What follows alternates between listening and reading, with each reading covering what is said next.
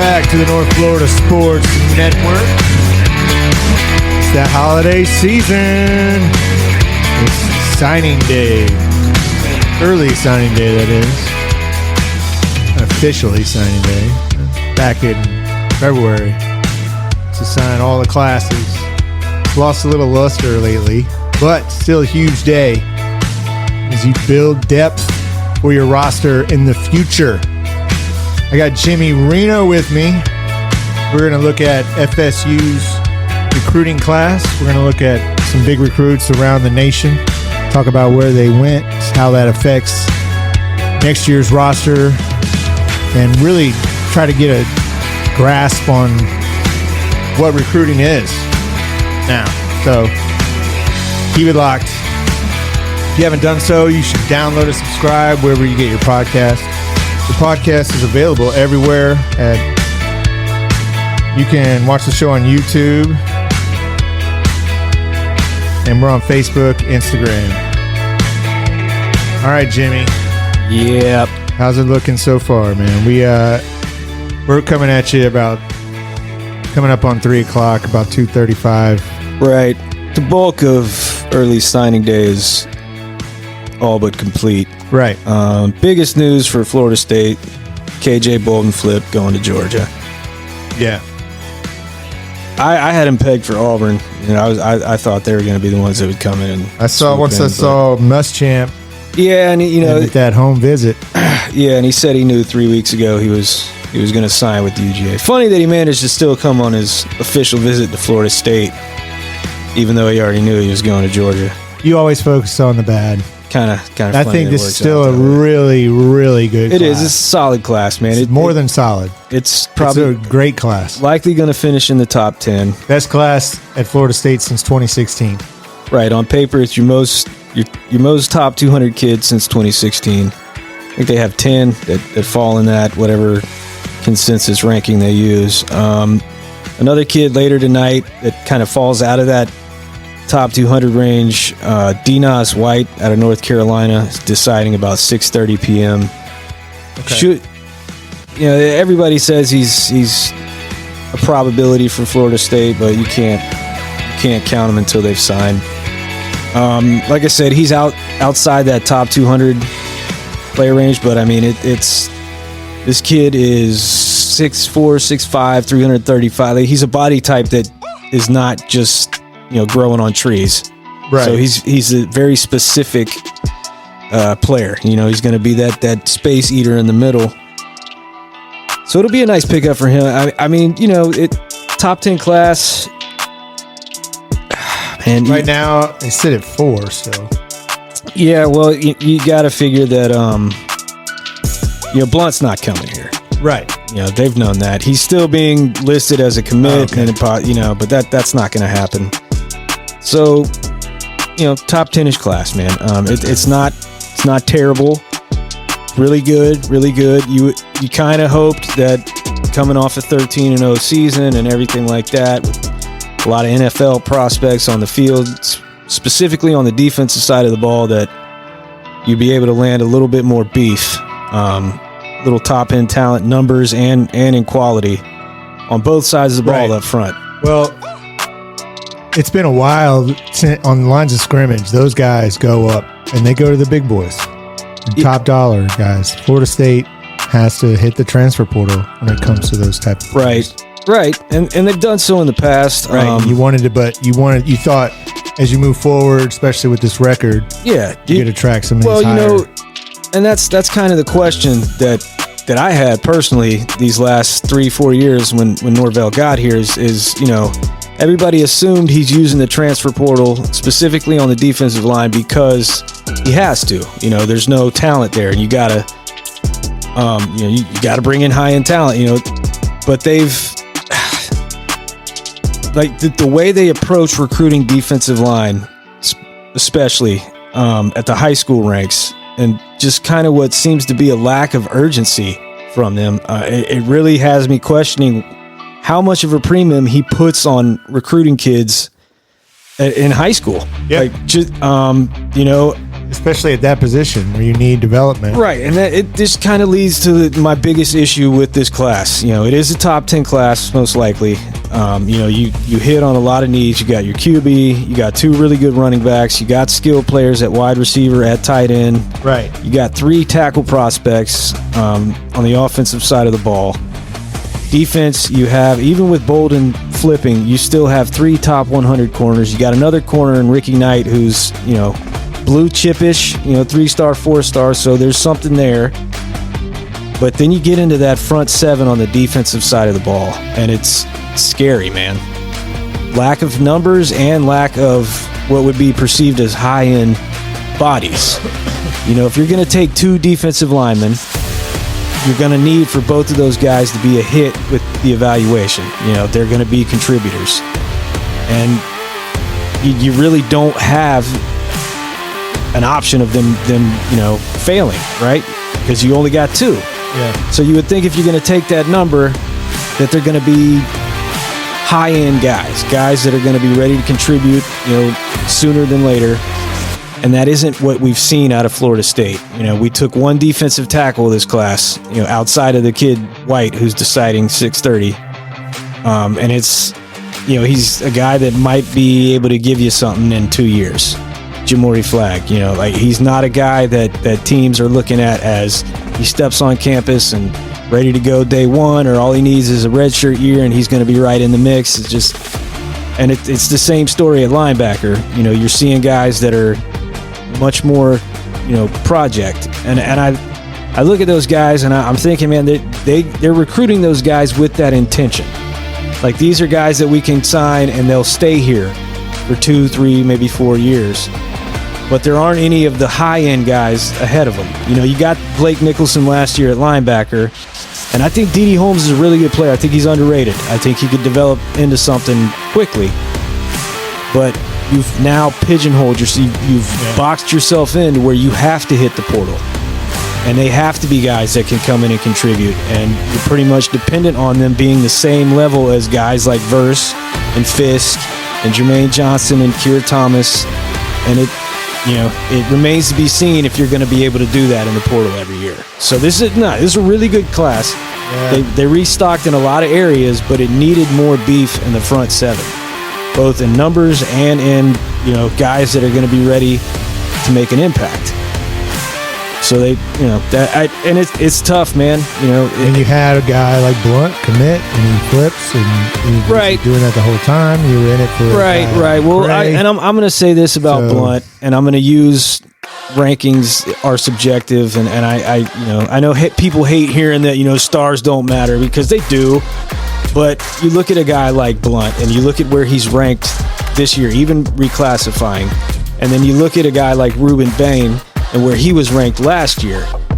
And you can ask Miami fans, that guys that have poured over Armando Blunt's highlight tape, like, they'll tell you he's not Ruben Bain, right? But he's about 150 spots ahead of him in the rankings, right? So you would look at him and be like, oh, this kid's going to be ready right away. No, no. Dude, I don't know how many defensive linemen were ranked ahead of Ruben Bain last year, but none of them had the impact that he did in year 1 in their freshman season. So rankings are, they aren't the end-all, be-all, but you have to have bodies, man. You can't just take one guy at defensive end and one guy at defensive tackle and a couple of linebackers that are undersized and, have G5 offers. I mean, that can't be all you do on the defensive side of the ball. And that's my big gripe with this class. Wow. I mean, geez. Yeah. I'm just starting off. Still bad, man. Still upset about it.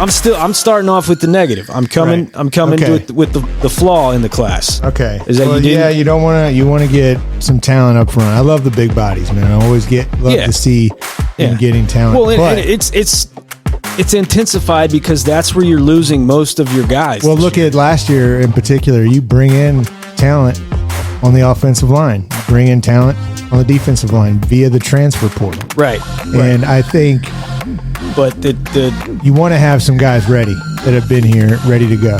Yeah, and with the uncertainty, we'll just call it uncertainty with the current defensive line and the roster status. I mean, it would have been nice to have some more guys in the class that could come in and I mean, even if they wouldn't be ready right away, it would be bodies, man. It just, so it's a little concerning. But if you don't look at that, you look at the rest of the class in every other area, they did a really, really outstanding job. I think it's a great class. Yeah. You got legacy recruits such as Cam Fryer's boy. Yeah, you got Matt Fryer's kid, Camden Fryer. BJ Gibson is another slot receiver, another quick twitch athlete that's going to be really good. Guys like Luke, Cam Davis especially, like these are kids that would be, they'd be garnering a lot more excitement from the fan base had they been making their decisions today. Right. So don't lose sight of that. That's something that's always true every signing day. These are guys the type of kids that you want. stick with your class and that have been committed for a while. They fade to the background. In the middle of June, none of us really had KJ Bolton or Armando Blunt even as a thought. Everybody was celebrating the fact that we had snagged Charles Lester, and we had our Cam Davis, and we're probably going to get the key. It's always, what have you done for me lately in terms of following recruiting? And I get it, man, that the fan base got really excited and hoped that we'd get Jeremiah Smith, and it sucks to lose. He's going to Ohio State. Yeah, he's going to Ohio State. He's been committed to Ohio State the whole time. He's never not been committed. Right. A lot of that is just all industry drama. Yeah. I'm pleased with the class. If you had to give it a letter grade, I'd give it a solid B. Just because you didn't get any of your high end up there on the defensive front, but that's that leads into a whole nother discussion. Trying to think of other, it could be worse, man. We could be having a signing day like Florida. What's going on there? They're getting just absolutely wrecked. I think they've lost 6 or 7 top 150 kids since the 11th of November. It's just kind of been snowballing for them. 4:30 is when DJ Lagway signs.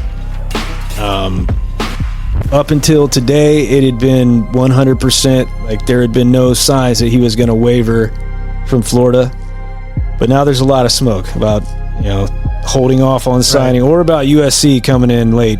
Well, I think you're loading up depth here. You're taking every year Mike Norvell's been here. He's got a higher rated recruiting class.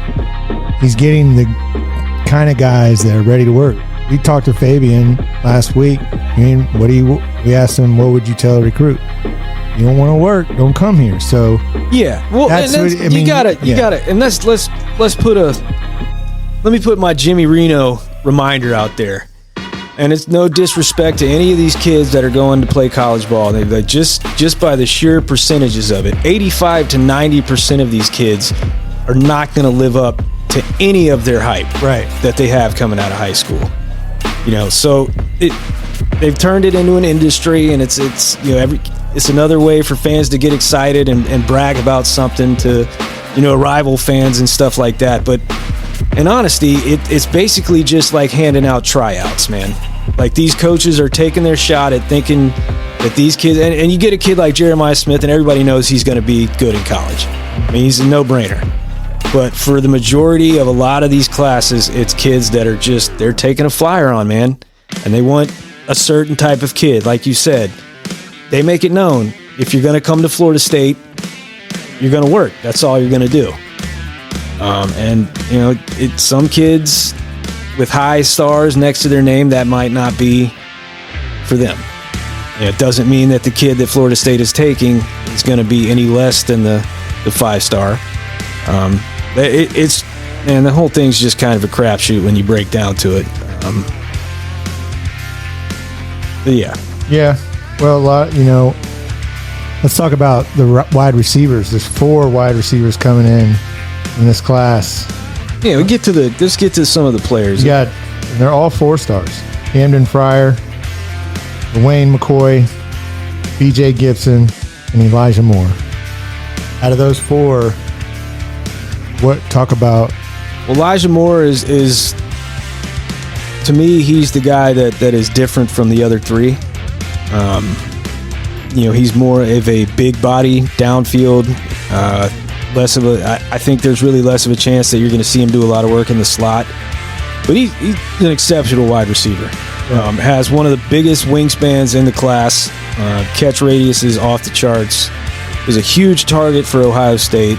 This is a big win for the Noles, for Dugans, for Mike Norvell. Like, they did a lot of work to get him in the class.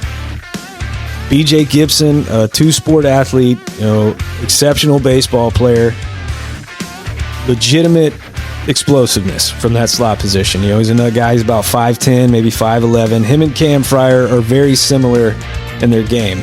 They're both going to be guys that you see in the slot, just catching wide receiver screens. Guy that can turn it upfield very quickly and get you yards. Rain McCoy, I'm not convinced that he doesn't end up on the defensive side of the ball. Kind of a bonus for me. I figured he was going to sign with Miami. That's kind of been the vibe on him for the last 3 or 4 months, is that he was just waiting on the green light from them. But I really, really like him. I think he's a really underrated athlete. I think he's another guy like Edwin Joseph that you could put in the secondary at a number of different positions. But we'll list him as a wide receiver, and he's a little bit more of kind of a hybrid, a guy that you can play on the outside and slot. Nice sticky hands, good speed. I mean, they did a really nice job stocking up the wide receiver room. Obviously, you want to get a prize guy like Jeremiah Smith or whatever, but hey. Yeah, exactly. Then don't get upset. You didn't get Jeremiah Smith. You didn't get KJ Bolton, who went to the Bulldogs. But look at the D-backs you did get. You still got Charles Lester, Mari Howard, and Ricky Knight, and Kai Bates. What is interesting to me is after they got KJ Bolton's commitment, they continue to recruit high-end defensive backs, Kai Bates, Jamari Howard especially. I don't think that the staff necessarily felt like, this kid Bolton's committed, so we can just count on him being here. I mean, I know they needed numbers in the secondary anyway, and you want to get as many good players, but I think they also were going to make sure that they covered their butts. Right. Should one of these kids, because Lester was also a kid that was, he would get cute at times. They had no reason not to believe him, but he likes, even this morning, he sent out that he wasn't going to sign today, and then 20 minutes later, his letter of intent was faxed into Florida State. I mean, coaches got to, they got to kind of be future tellers, man. They don't, you take these kids and their families at their word, but you saw what Bolton said today. He knew 3 weeks ago that he was going to sign with Georgia, despite telling everybody everything they wanted to hear. So coaches got to kind of, then they did a great job at that with the defensive backs of covering their butts. Right. You still have 3 top 100 corners that you signed in this class. Ricky Knight, the guy that's not, I think he's really good, man. He's not a burner at that position, but he's very physical, and he gets around the ball. No matter where it is in the air, he's around the ball. So I think they did, receiver and defensive back, they did phenomenal. You got your QB that you wanted, your stud QB. You got 2 running backs. Cam Davis. Everybody talking. Nobody talks about Danzy from right here in Tallahassee. Right. That's a kid with Olympic speed. Right. I mean, you look at those 2 guys there, and then Cam Davis committed.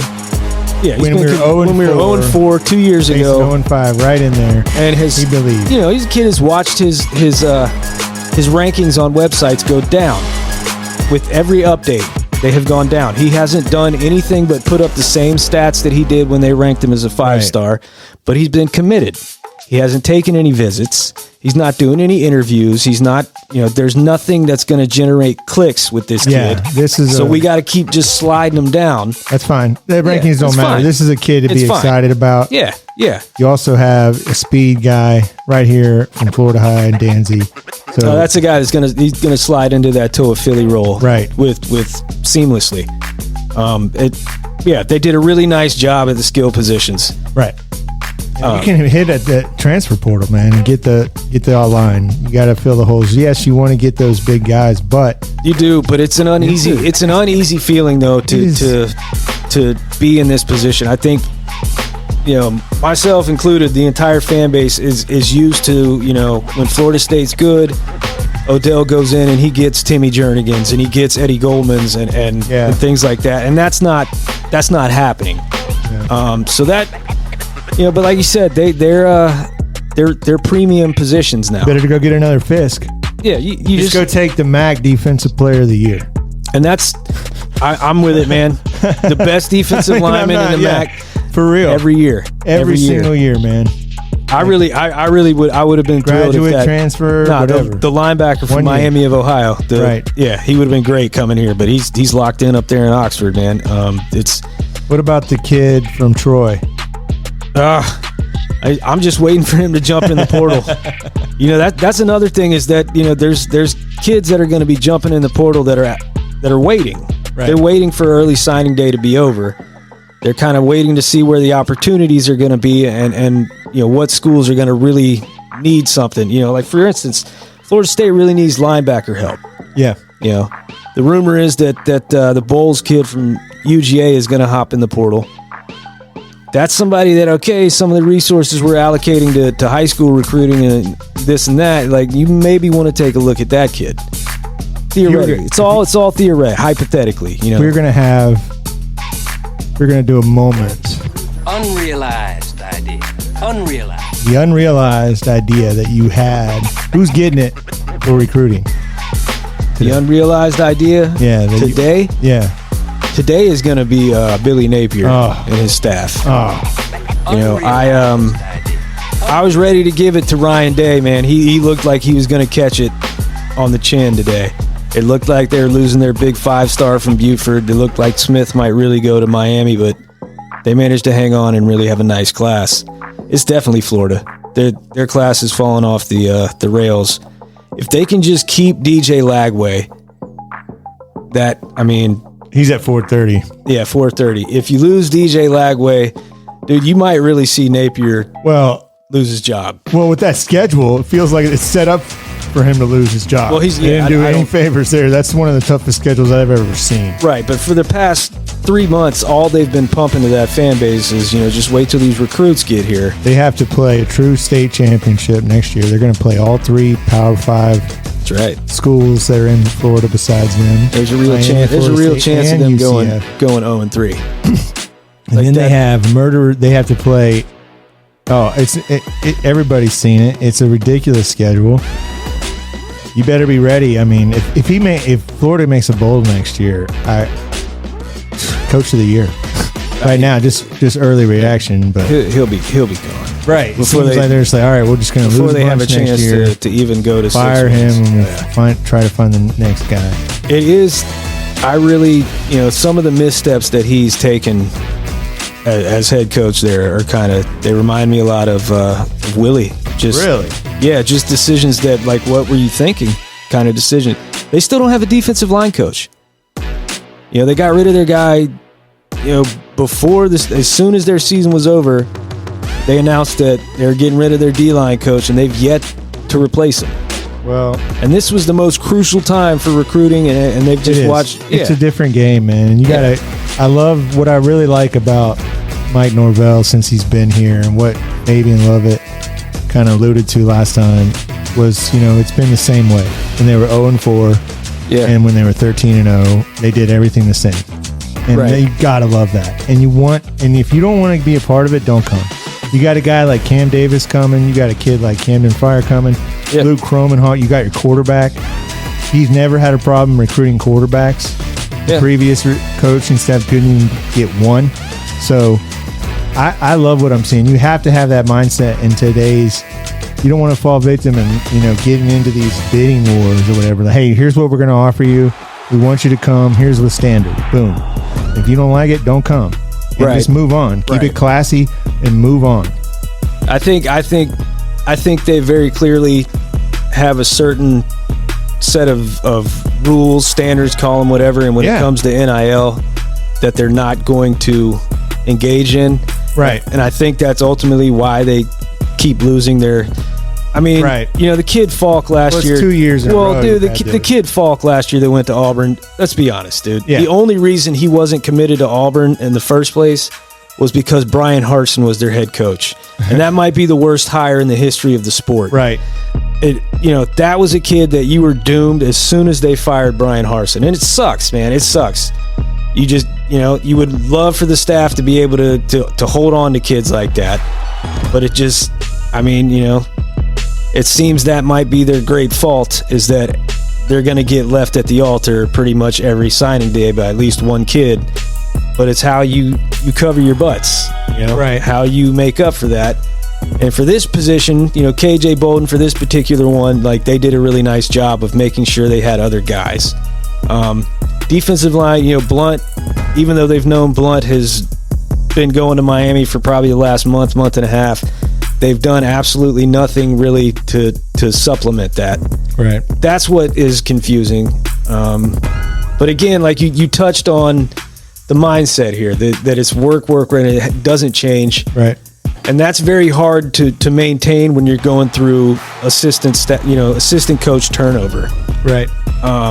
So I would keep an eye out for, like, these next year or two to see some assistants maybe move on. Well, that's part of the game. And one thing I did, but when Florida State was looking for a coach, he had a lot of assistant turnover at Memphis. Yeah. And he only improved. So he not only does he hold his players to a standard, it looks like he has a standard in his coaches. So I have full confidence in Mike Norvell. He has a standard. It's what you choose to believe that he puts an emphasis on. Is it coaching and development? Is it the ability to recruit? It's just winning, man. Yeah, you gotta have a little bit of everything. I do too, and I think there's some guys that get better. Like, I don't think it's just get better. We're trying to get better as a team, and we want every player while you're here to get better. Right. That's the goal. And I think he's, and if you're like we don't want you to be like, oh God, we're bringing in a guy at my position. Well, get on then. That's only going to help you or make you better. Iron sharpens iron. I can't wait to be a part of it. Lovin was saying, I'm going to come back to be a part of something special. And that's where you want. You want to have good competition. You want to be a part of something and have good players come with you. Exactly. And we'll take the defensive side of the ball and these last two seasons that we've had here. And you look at, let's say, linebackers coach Randy Shannon. All right. Absolutely. Done a great job coaching these linebackers. Does not hold his weight as a recruiter in terms of what you expect out of a linebackers coach and what we've seen in the past at Florida State, but might be as good a linebackers coach in terms of teaching the game and getting the most out of the players as we've had at Florida State in the last 20 years. And he brought Bethune with him. That guy was coming in, and that at the time he's a high-end linebacker, and we needed that. He turned Kalen DeLoach into an NFL linebacker. He turned DJ Lundy into, an all-conference type. Yeah. But, those guys are gone. Right. You kind of, the way that it's always worked is once you start producing NFL guys, you start kind of getting more talented kids from high school. That hasn't necessarily been the case there at linebacker. We got Blake Nicholson. Right. But that's it. Right.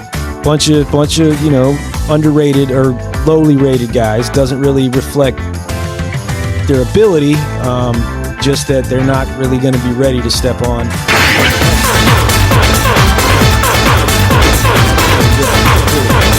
Portal Combat!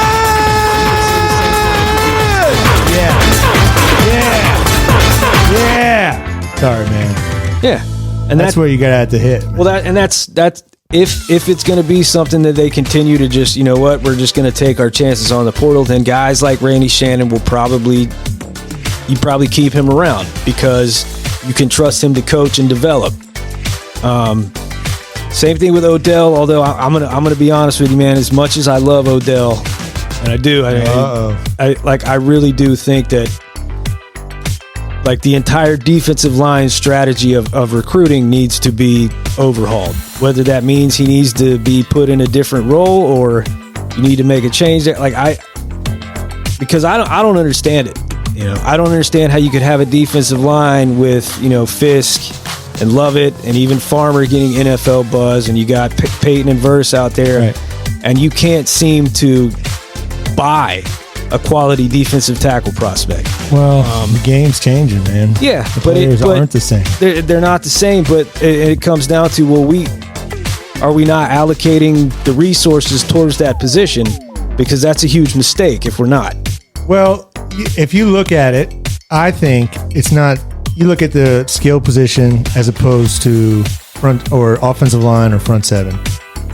Those positions, I would rather, if I had to choose, I would rather hit the transfer portal for those because it Right. takes development. Right. You can have the skill guys be ready to contribute faster, Right. like wide receiver. I would agree. I would agree with you there that you have much less of a chance grabbing a guy that plays defensive line, offensive line, that's going to be physically ready. And you get to hold up to that. Man, Yeah. Last year, you get an NFL defensive lineman for a season. Yeah.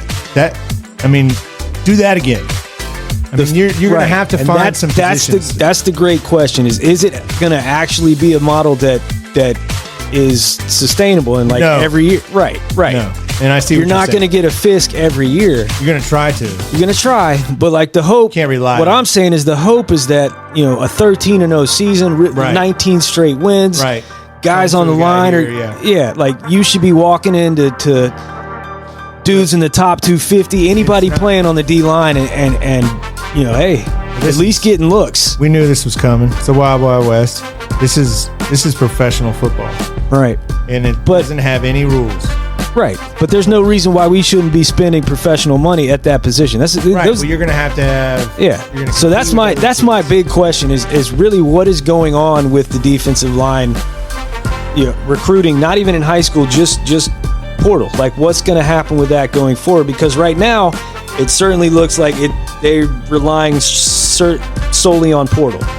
Like maybe you retain Jackson, Farmer, and Peyton.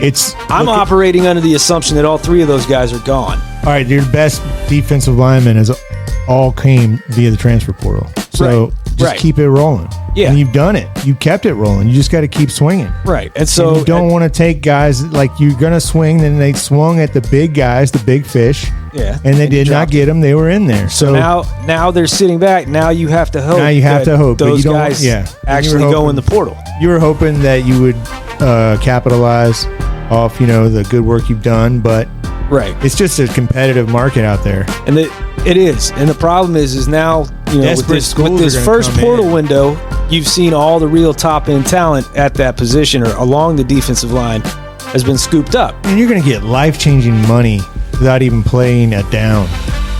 So, Yeah. Yeah. I mean that like the top players, you want to, yes, you go after them. If they want to come, great. But you're not going to start getting into bidding wars with these guys. And you kind of mess up the culture that you've worked so hard to develop. and that's another point that an aspect of it that is hard, pretty much impossible for anybody to actually know the reality of is Right. what is it doing to these locker rooms at these schools? Yeah. When you have a kid that, holy shit, like I'm reading on the internet that this kid's getting $4 million to come here next year. I've been here 3 years and I might have gotten like $1,500 in per diems. Yeah. But that You have to be able to explain it to them. right. And I think And just because he's not a productive player, on Saturdays doesn't mean that when he goes into the locker room, that guys don't respect that 4-year starter. Right. That's not getting anything. That when he says something, that's the way dudes. Well, don't get attached to players like you you have. can't. It's like it is almost too similar to the NFL. I mean, every year it's going to get more and more. Some of these players, Yeah. are going to be so talented at a young age. They're going to be offered such high dollar. You want to stay in college, but what's making them not do the same thing the next year and get more money? I mean, you got to have contracts eventually, and you have to lock these kids. What do they got? They have to put them in like 4-year deals or something, or 3-year deals. You get this money, but you have to complete these years. And if you're not willing to do it, go somewhere else. Yeah. Or there needs to be some sort of I'm very interested to see what happens conference with a thing lot of is these kids ridiculous, next man. year. It just hasn't been addressed overall. You know, Chip Kelly's been talking about just regionality, having teams, football set just break off from everything else, and it makes a lot of sense. But I think, you know, you have. Well, what makes the least amount of sense is that these schools are prohibited from paying the players, and that it now falls on fans and boosters and the people that are already paying to support the program have to do more of it while, you know, the school continue. Well, and the schools continue to reap the rewards. Right. And you know, it isn't unique to any school. Any collective that is raising money and you know, supposed to be charged with getting the talented players, you know, what are the fans supposed to think when their school doesn't get the talented player? Right. Do they feel like they've been conned out of money? Like what happens to that money? Do we get, you know, like, things are going to get really ugly with all of this the next 5 years. There's no rules to any of it. Yeah. I think you need to start seeing these kids like a Smith, and not necessarily him, but a kid like him that'll jump into the portal 2 or 3 times now because there's no limit to it. That's why you got to have structure. You got to have discipline. Yeah, the price is going to go up. If you want to work, you got to have an identity. And I think Norvell's done a great job of establishing that identity. You know, I talked to some old school Memphis alum, and they couldn't talk enough about the type of men he develops and the character because of what he does and how you do it. And you're not going to, it's part of the process, especially nowadays. You're not going to get a lot of these guys because there's so much attention. You got coaches with prime documentaries, and, you know, you just, hey, if you don't want to come here, all the love, but if you come here, get ready to work. And I think I love the simplicity of that. And you have to be proud of that if you're a Nole. You got to have a way in this climate. Yeah. Because you can't get into these wars with Texas and Alabama and Georgia. No. You have enough. Commit to the battle's end if you're a fan, but it's not just FSU that's increasing prices. It's across the board in big game college football. It's turning into the NFL. Look at every NFL stadium, and what do you see? You see executive suites right there in the prime spots. Yep. That's what's coming at all the big schools across the country. Yeah. Well, cost to operate, man. It's, like I said, it's just American Idol. We got to get on out of here though, man. But we're gonna come back to you and wrap this whole recruiting thing up here shortly. We still got some transfers out there. If you had to predict who's going where as far as the quarterbacks, right now, you know, 'cause you got Cam and you got DJ. Yeah, you asked me. FSU's yesterday. Both of them. Yeah, yesterday I was still saying, you know, DJ to FSU all day. Dude, I don't even know now. There's some talk that Ward is it's really torn between FSU or the NFL. That Miami's not really even in the picture. Okay. I find that kind of hard to believe. I could buy it if that was DJ deciding between the two, NFL or FSU. Well, I mean, yeah. I'm still leaning DJ to FSU. I have no idea what Cam Ward's going to do. If I had to put money on it, he'll still go to Miami. You think that if FSU had to choose, who's getting this spot? I mean, I assume DJ they're was both going to come. Well, if they're both going to come, who does Florida State want? I have that. Is one of them want to come and they're waiting to hear out from the other? That's a great question. Like I legitimately, I figured that they would bring them both in on a visit the same day, and then have them wrestle it out. Well, yeah. Who throws it harder? I would love that. Play a game of barely taps or something. I know. Man. No, let's just put some competitive fire out there. Let's get the receivers out here. Yeah, see who looks better. Who's going to run this offense? Have some little pop quizzes. Like it's a draft day, you know. It's like this Senior Bowl almost. I mean, that's what you're going to have every year. It's such a new climate. From what it sounds like is they were more unsure about Ward. Right. But brought him in anyway, and I think they were kind of surprised about how many, quote unquote boxes he checked. But I don't know. I still feel like they felt that Ward would pick Miami, and then they just give DJ the green light. But I don't know, man. It's making me a little bit uneasy. I really wish they'd just go ahead and figure it out. Well, we'll keep an eye on it, and we'll react to it, and we'll do it right here on the North Florida Sports Network.